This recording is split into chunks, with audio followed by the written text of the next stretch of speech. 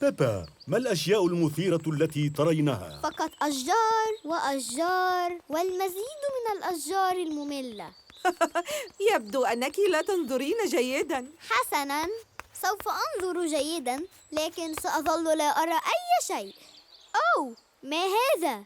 بيبا وجدت آثار أقدام. آثار أقدام من هذه؟ ديناصور. بالطبع لا يا جورج، ليست آثار أقدام ديناصور. لنتبع الآثار ونرى من سببها. أجل!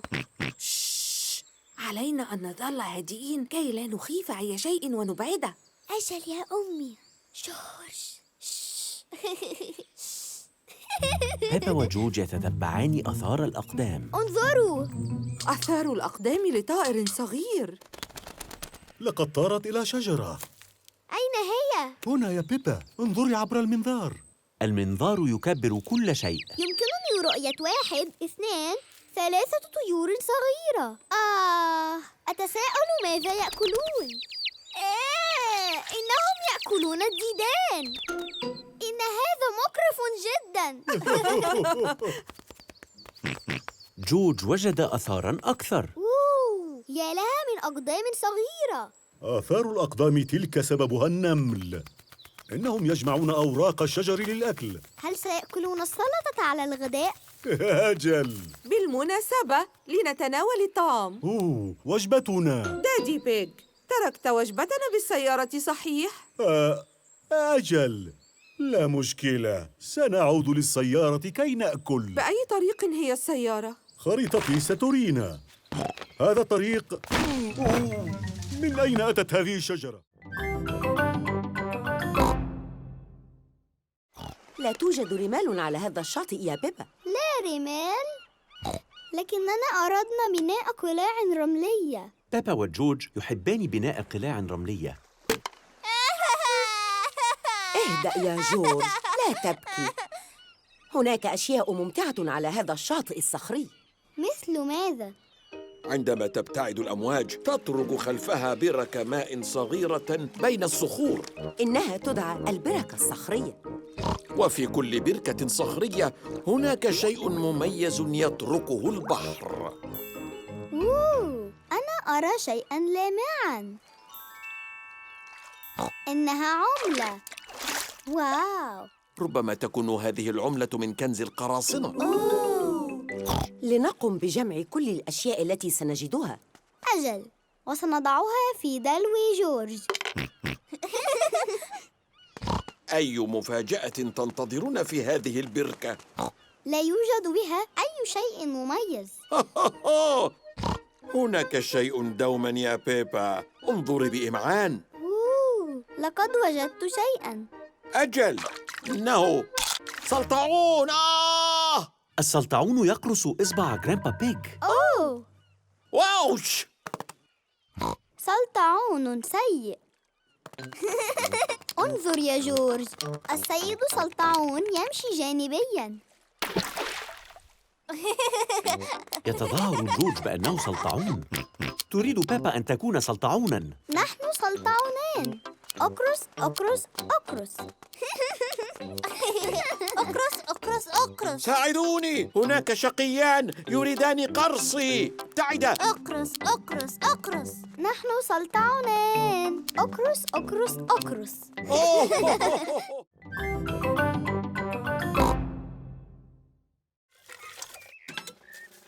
الزرقاء فازت بسيارة اللعبة. أحسنت يا داني. أيمكنني الحصول على تذكرة؟ شكراً بيبا. ما الذي تريدينه؟ رحلة المنطاد. أليس من الأفضل أن تفوزي بكعكة الشوكولاتة المنزلية؟ دادي بيج يحب كعكة الشوكولاتة المنزلية. الحمراء فازت برحلة المنطاد. مرحبا. ليسعد الجميع. هيا، كم عدد الركاب؟ 4. وأيضاً تيدي ديناصور. وتيدي والديناصور. نحن 6. اصعدوا. أسرع يا دادي بيج، اصعد. أسرع يا أبي. لنربط الدعامة. سننطلق بأقصى سرعة. مذهل جداً آنسة أرنبة، لابد أنك قبطانة ماهرة. ليس حقاً. هذه أول مرة أقود فيها منطادا. أوه. تمسكوا! الأنسة أرنبة تسخن الهواء في المنطاد لتصعد للسماء. إلى اللقاء. إلى اللقاء. أتريدون قراءة الخريطة؟ سأفعل. أمتأكد يا دادي بيج؟ أنا جيد جدا في قراءة الخرائط. هذه الخريطة صعبة قليلا. هل نرتفع أكثر؟ أجل أرجوك، أعلى أعلى. المنطاد يرتفع أكثر في السماء.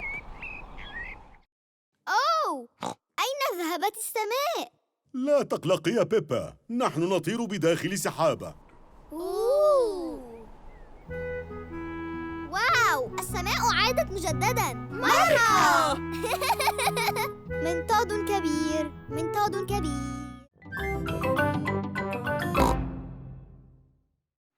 هل صعد الجميع؟ أجل أيها القبطان. هيا لنبحر. نراكم لاحقاً.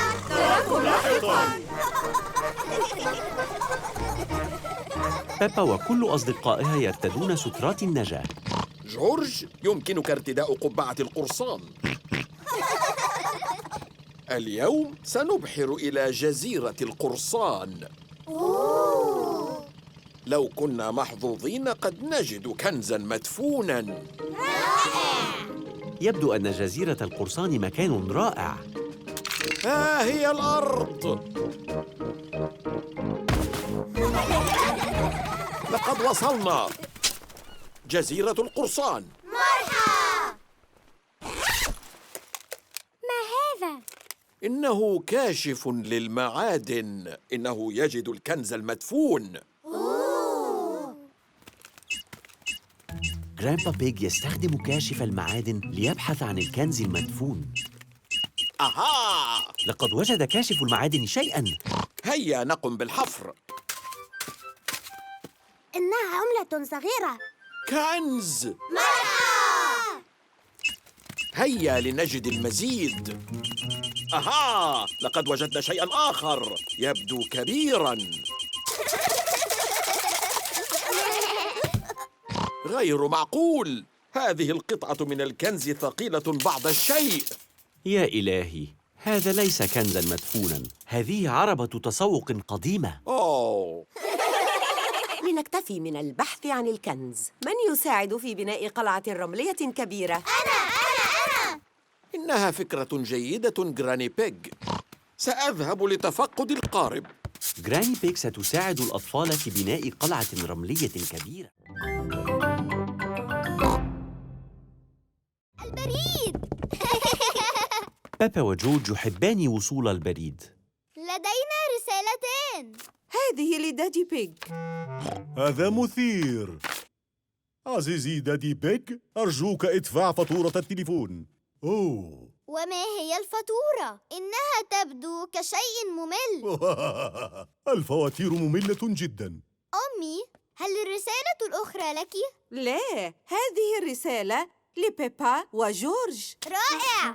رسالة لجورج ولي. فلتأتيا إلى حفل عيد ميلادي زوي صديقتكما. زوي قامت بدعوة بيبا وجورج لحفل عيد ميلادها. أجل. عليك كتابة رد لزوي كي تخبريها أنك ذاهبة لعيد ميلادها. أتساعديننا بالكتابة يا أمي؟ بالطبع. بيبا وجورج يكتبان رداً لزوي. ماذا تريدان أن أكتب؟ عزيزتي زوي. عزيزتي زوي. لا أعلم ماذا أقول. ماذا عن؟ نتشوق للقدوم لحفلك. أطيب التمنيات بيبا وجورج. ما لون الغلاف الذي نستخدمه؟ الأحمر. إلى الآنسة زوي. وأخيراً الطابع. الرسالة جاهزة الآن. هذا صندوق البريد. ها هم داني، سوزي، بيدرو، ريبيكا والفيلة آميلي. الكل سيرسل رسائل. ها هي بيبا مع رسالتها. انتهيت.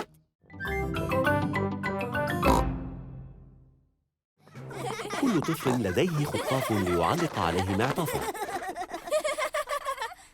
اليوم لدينا طالبة جديدة، الفيلة إيميلي. أهلاً إيميلي. إيميلي خجولة قليلاً. من سيري إيميلي أين تعلق معطفها؟ أوه، نحتاج فقط واحداً. بيبا، أري إيميلي أين تعلق معطفها. أجل سيدة جزال، كل منا لديه خطاف للمعطف. هذا الخطاف لك يا إيميلي. إيميلي تعلق معطفها على خطافها. الآن يا إيميلي، ما الذي تودين فعله اليوم؟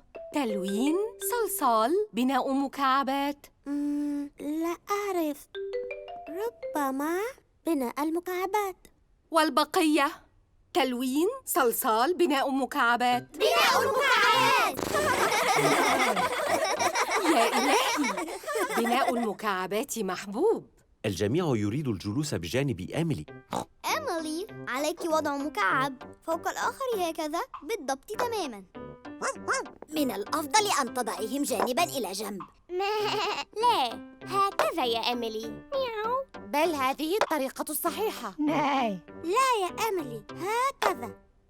الجميع ساعدها جداً، لكن إيميلي، كيف تودين اللعب بالمكعبات؟ لست واثقة، قد أفعلها هكذا. رائع! إيميلي جيدة في بناء المكعبات. وقت اللعب.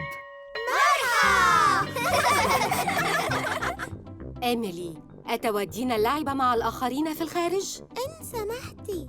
فلتأخذوا إيميلي لمكان اللعب. أجل سيدة جزال.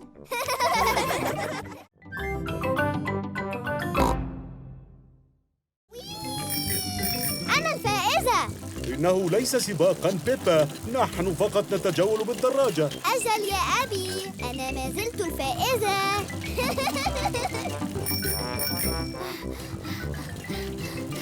الآن نحن الفائزون. لا أحب القيادة صعوداً. بيبا، لقد فزنا بالسباق. لا، لم تفعل يا أبي، لأني لم أكن أسابق هذه المرة فعلاً، لكن الآن أفعل. لن تلحقني. يا لك من طفلة مخادعة. أهلاً يا بطاط، نحن نتجول بالدراجات. أهلاً يا بط.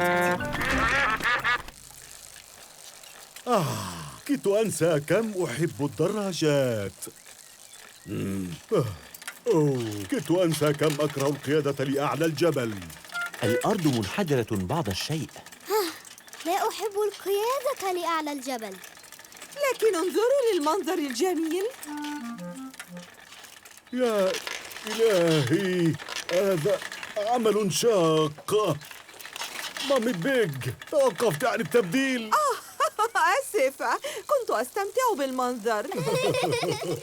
بيبا وعائلتها وصلوا لأعلى الجبل. كل أصدقاء بيبا هنا. أهلاً بيبا. مرحباً. سوف نتسابق بدراجاتنا. بيبا، أتريدين التسابق أيضاً؟ حسناً، طالما أننا سنتسابق أسفل الجبل. حسناً. بيبا وأصدقاؤها يتسابقون لأسفل الجبل. أنتم مستعدون؟ مستعدون. يمكنكم البدء بعد الضغط على البوق، هكذا.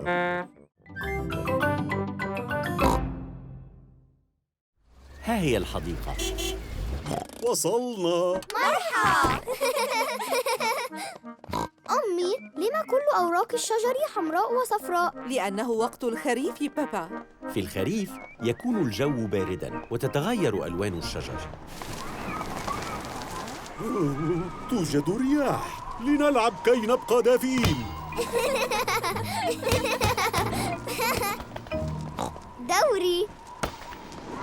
أوه، لم أقصد أن تذهب في هذا الاتجاه. الرياح تحرك الكرة بعيداً. إن الكرة في البركة. سوف أستخدم العصا لسحبها. أبعد قليلاً يا أبي. احذر يا دادي بيج. لا تقلقي، أوشكت على إمساكها. أبي، هل المياه باردة؟ بعض الشيء. دفعت الرياح الكرة خارج البركة. لحسن الحظ. أجل، لحسن الحظ.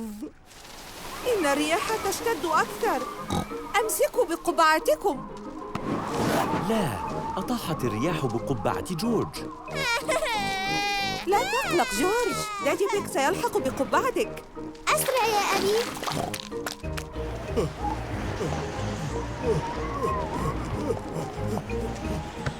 انظروا، إنها على هذه الشجيرة. سأتسلق وأحضرها. إن الشجيرة أصغر من أن تتحمل وزنك. إذن كيف سنحضر قبعة جورج؟ بسيطة، سأهز الشجرة قليلاً. ربما لو جعلتها تهتز أكثر.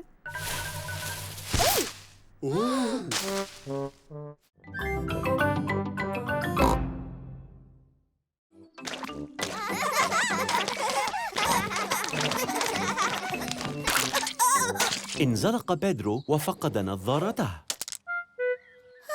أين نظارتي؟ بدون نظارة بيدرو لا يرى. جورج وجد نظارة بيدرو. أوه. جورج المضحك، تفضل. أشكرك.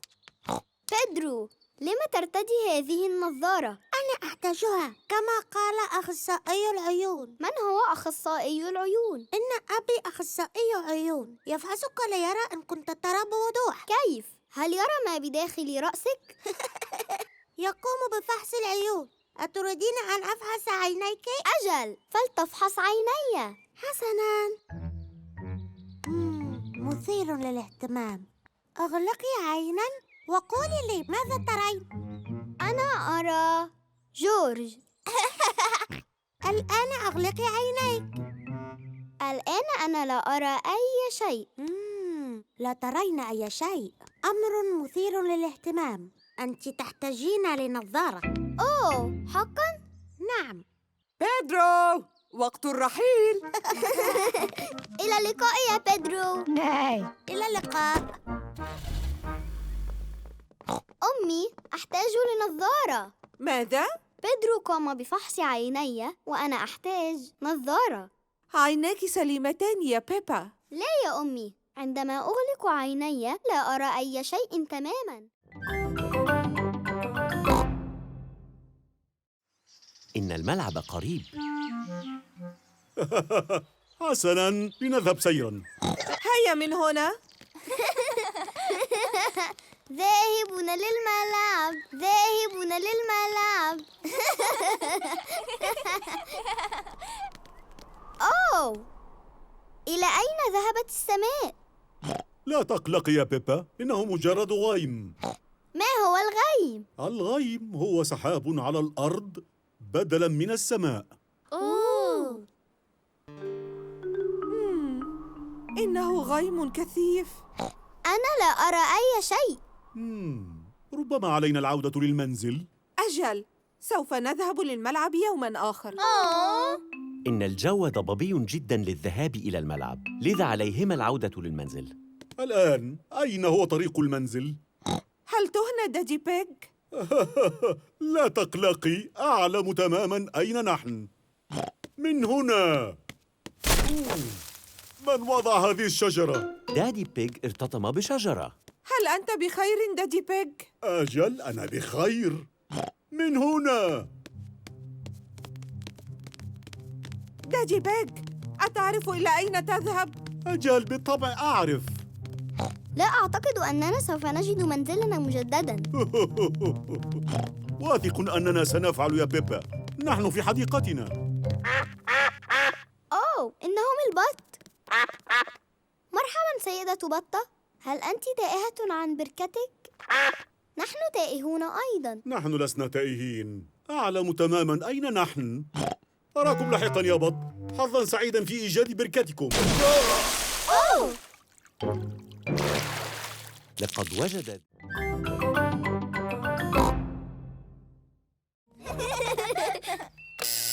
أجل. مرحباً، هذا أنا دادي بيج. مرحباً دادي بيج. أضغط على الزر أيضاً؟ بالطبع يا بيبا. أجل. هذه أنا. أهلاً أنا، هيا. مكتبي في الطابق العلوي. علينا أن نصعد بالمصعد. أيمكنني الضغط على الزر؟ أظن أنه دور جورج. اضغط على الزر الأعلى يا جورج.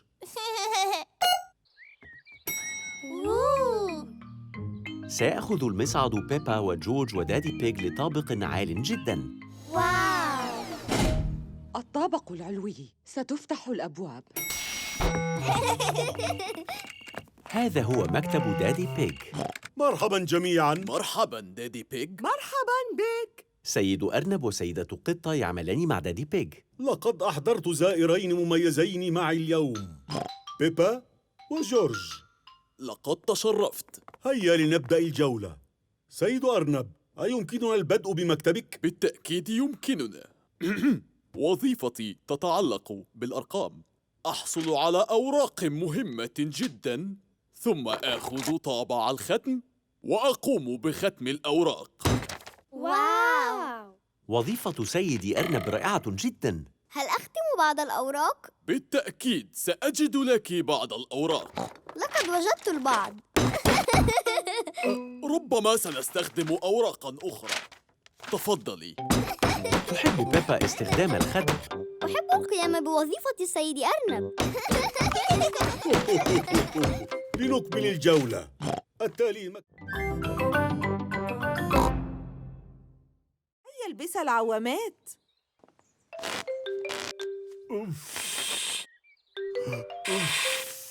تفضل جورج. عوامات أذرعك تجعلك تبدو أكبر. دوري. جيد. الآن يمكننا النزول في الماء.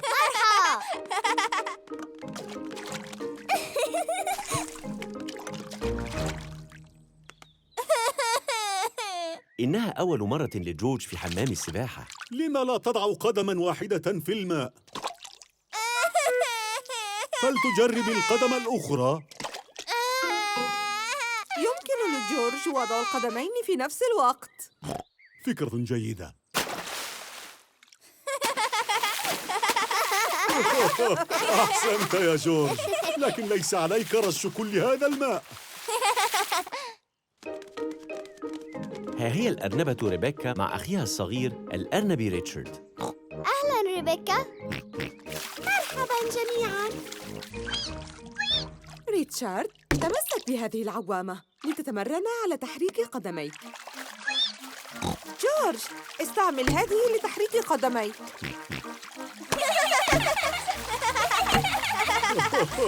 جيد جدا، لكن حاول ألا ترش الماء. الأطفال الكبار لا يرشون. نحن بارعتان جداً في السباحة. عندما يكبر جورج وريتشارد سيستطيعان السباحة مثلنا. صحيح يا ريبيكا؟ أجل. أوه، ريتشارد لديه لعبة رشاش. توقف يا ريتشارد.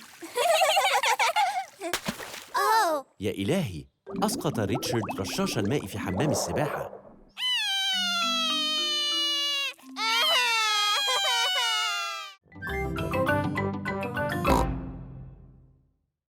يجب ارتداء أحذية التزلج. مرحباً بك. أهلاً بك. نريد استئجار أحذية تزلج. تفضلوا. شكراً. تمتعوا بالتزلج. ها هم الحمل سوزي، الأرنبة ريبيكا، الكلب داني، زوي، القطة كاندي، الفيلة أميلي، والمهر بيدرو. أصدقاء بيبا يتزلجون ببراعة. بيبا تريد التزلج.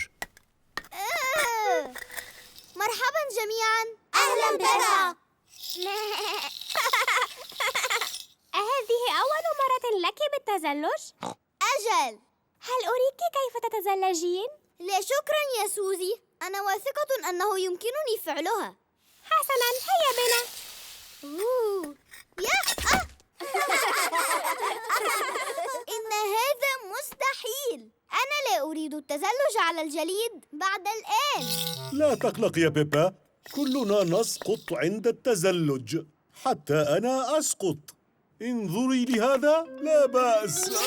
أوه. أبي المضحك. جورج، أتود أن تتزلج؟ لا، جورج لم يقم بالتزلج من قبل وهو قلق بعض الشيء. سوف أعتني بجورج بينما تعلمي بيبا التزلج. إنه سهل يا بيبا، فقط ادفعي بقدميك وانزلقي. ادفعي ادفعي انزلقي، رأيتي؟ ادفعي انزلقي، ادفعي انزلقي. هذا سهل جدا، يمكنني فعلها الآن بنفسي. ادفعي انزلقي، ادفعي انزلقي. أحسنت يا بيبا. انظروا إلي، أنا أتزلج.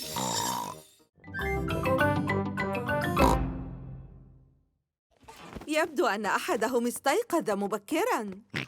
عيد ميلاد سعيد يا جورج. لقد أيقظني جورج. أنت أيقظت الجميع يوم مولدك يا بيبا. كان هذا مختلفاً، كان هذا عيد مولدي. واليوم هو عيد ميلاد جورج. عيد ميلاد سعيد يا جورج. ها هي هديتك يا جورج. أوه، ديناصور. كنت أعلم أنها ستكون شيئاً متعلقاً بالديناصورات. اضغط على بطني. هذا مخيف. جورج، لقد صنعت لك بطاقة معايدة. أيمكن أن تخمن ما هي الصورة؟ جورج لا يمكنه. أنا كنت سوف أرسم لك وردة. أوه. جورج لا يحب الورود. لكن في النهاية رسمت لك ديناصور. هذه رسمة جميلة يا بيبا. أجل، أنا بارعة جداً في الرسم. الآن سوف نذهب لمكان مميز كي نحتفل بميلاد جورج. أجل، هيا بنا. إلى أين سنذهب؟ سترون. العائلة ستذهب للاحتفال بعيد ميلاد جورج. هل سنذهب إلى السيرك؟ لا، سنذهب إلى مكان رائع. هل هي السينما؟ لا، مكان أفضل. أنا لا يمكنني التخمين. إلى أين هم ذاهبون؟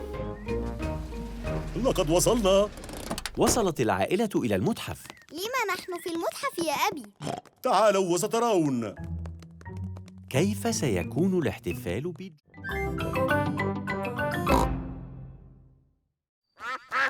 البط يريد الخبز. متأسفون، ليس معنا أي خبز اليوم، لكن لدينا شيء ممتع أكثر. أحضرت بيبا قاربها اللعبة،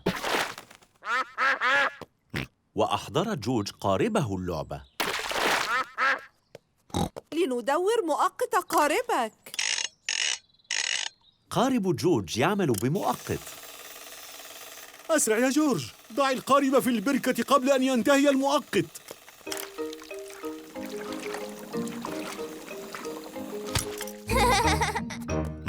جورج يحب قاربه ذا المؤقت. يا أمي، أتدورين لي المؤقت؟ قاربك لا يحتاج للتدوير. إن قارب بيبا بشراع، الرياح تقوم بتحريكه. أنا لا أحب قاربي، إنه لا يفعل أي شيء.